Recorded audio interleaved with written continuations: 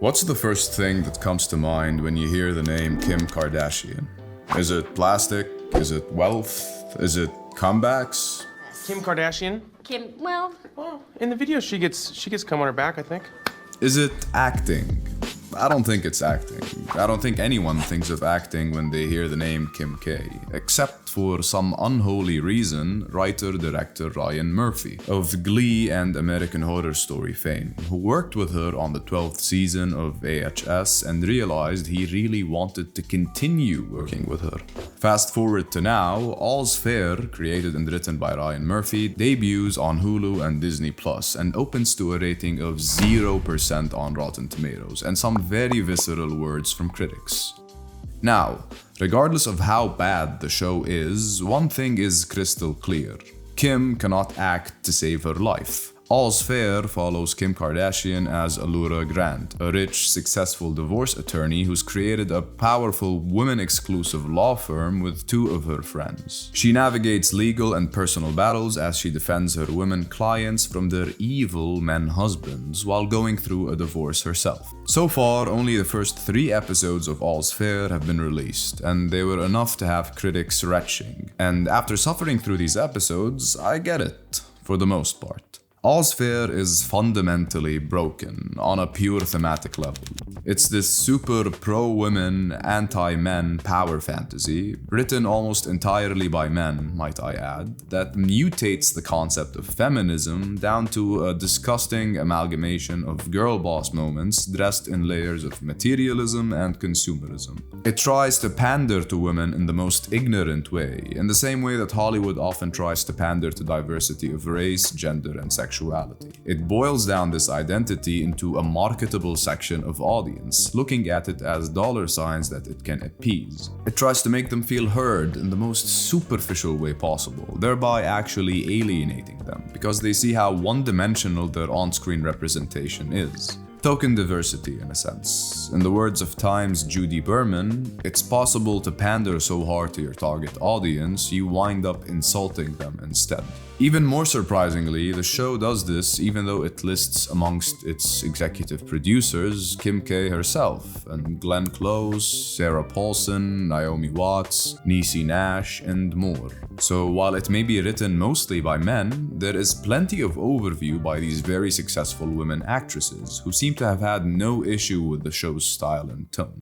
All's Fair already starts off on the wrong foot with its entire thematic content. It doesn't help that the narrative itself is uninteresting. In the first 3 episodes, the focus on the legal aspect of things is almost negligible. Law in All's Fair relies on Allura and her co-workers acquiring exposing photos of the people they're facing off against. Most law battles are settled within the first encounter after some minor threats and posturing, and it ends up leaving the gals at the firm with several $100 million settlements. Meanwhile, on the personal side of things, Allura's husband, Chase, who looks like such a Chase by the way, suddenly decides he can't handle how small he feels in the shadow of her success, even though he's a big star football player, and he ends up leaving her. He's also been having affairs left and right, as like most other men shown, he turns out to be an asshole. The show seems to often preach a message of, are all men complete assholes in the end? but then it tries to be like, no, some men are good. Here's to good men. Good guys. Yeah. Cheers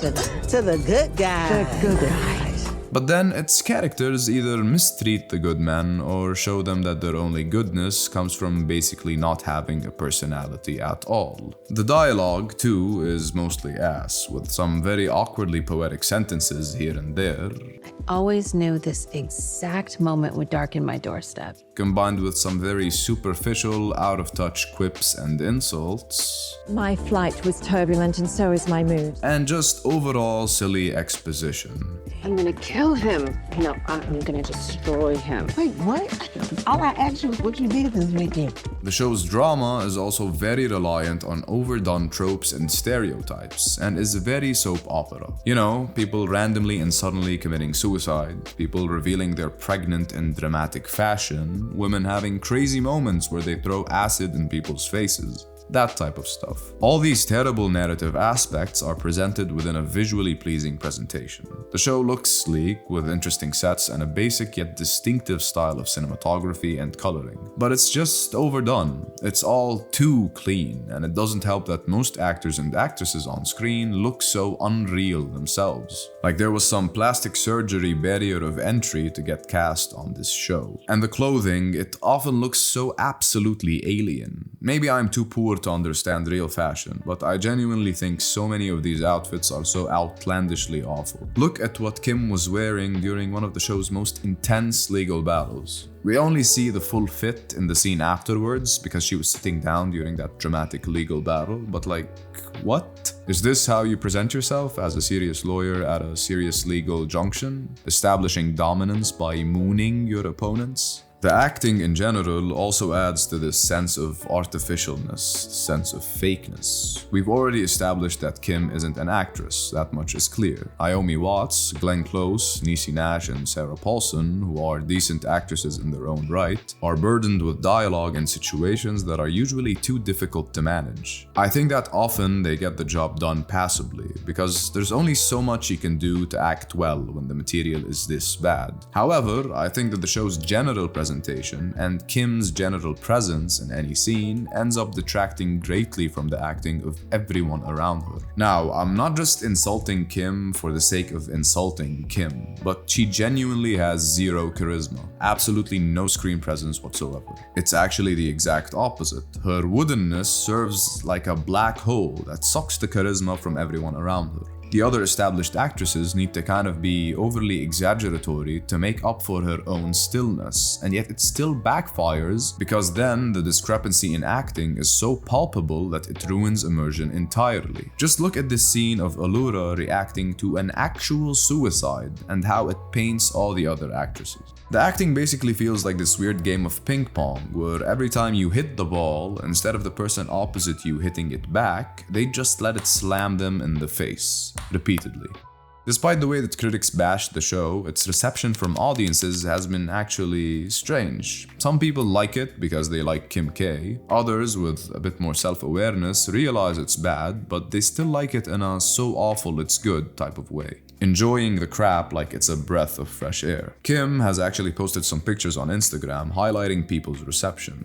Inadvertently, as most often happens, the initial critic pushback and giving it 0% attracted more attention to the show. That's how many people found out about it. That's why I watched it. All publicity is good publicity, you know? Since then, more and more critics are seeing the show, but now the perspective has begun to shift a little bit. Some are positing that maybe this show isn't as simple as we seem to think. Big words like high camp and high art are being thrown around. In essence, the implication is that maybe the show is being super exaggeratory, excessive, and kind of artificial on purpose, in a critical, self-parodying kind of way. And to be fair, it is too early into the season to really be refuting that theory entirely. But personally, I don't think it's the case for a few key reasons. First, director and executive producer Anthony Hemmingway's comments on the show. Anthony Hemmingway is a big boy TV director with credits on shows like The Wire, Shameless, True Blood, and now All's Fair, where he directed at least 4 episodes. When asked on his thoughts about the show's reception in an interview with The Hollywood Reporter, he said a bunch of things along the lines of, "You're not going to please everybody," and that the show takes a minute to get into gear.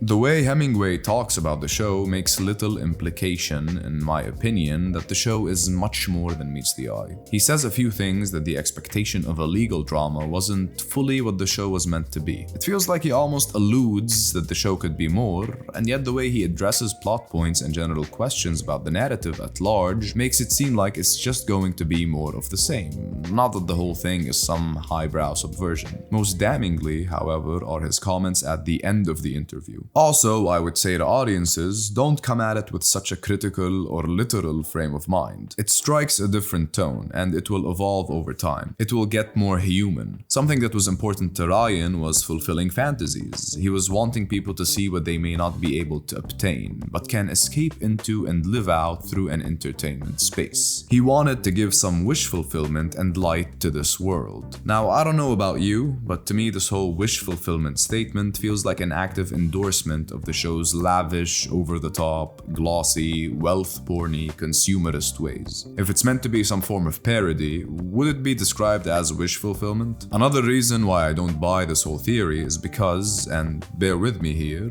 I don't think that the show is that bad.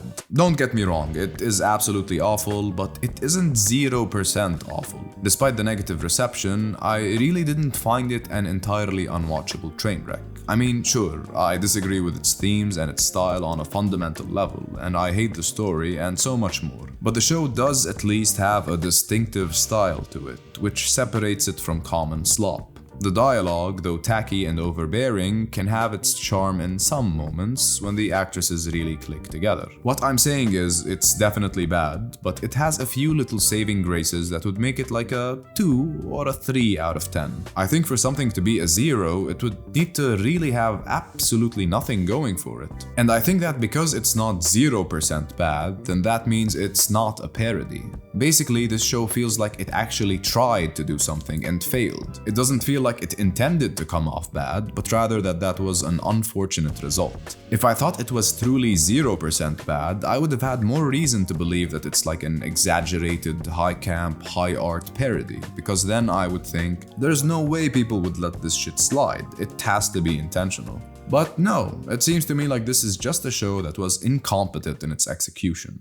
The third and final reason why I don't buy this as some elevated form of criticism is because, well, even if it were, the fact that it engages so much in the superficial, the materialistic, and the consumerist kind of ends up undoing its whole point. If it truly means to poke fun at this lavish lifestyle, then it can't also be making bank by advertising these over-the-top rich brands. Because at the end of the day, it is advertising them. Chanel, Gucci, Hermes, Mercedes-Benz, and a billion jewelry companies are romanticized and put in an attractive light. If you're making money off of these brands, you can't be criticizing this type of luxury lifestyle. It just means you're a hypocrite. Ultimately, I admit it is too early to conclusively say for sure that All's Fair doesn't aim for something more complex below the surface. However, personally, I don't believe it does, and I won't be sticking around to find out, because regardless of intent, it is still substanceless, thematically and tonally detrimental, and so entirely consumed by the superficial and material. I can't in good conscience support something this meaningless. But who cares about little old me?